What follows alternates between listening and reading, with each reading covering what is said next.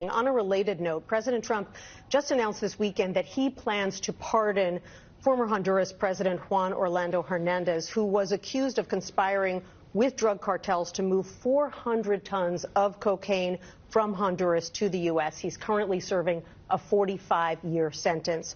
Were you surprised by the president's plan to pardon him, given how strongly the president feels about drugs coming from other countries like Venezuela?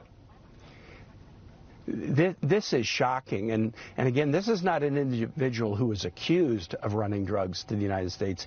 He was convicted in a federal court in the United States. One of the bits of evidence was his statement that was picked up by those near to him, that he wanted to shove drugs up the nose of gringos and flood the United States with cocaine, more than 400 tons. He was the leader of one of the largest criminal enterprises that has ever been subject to a conviction in U.S. courts. And less than 1 year into a sentence, President Trump is pardoning him, suggesting that President Trump cares nothing about narco-trafficking, suggesting possibly that pardons are now for sale by this White House.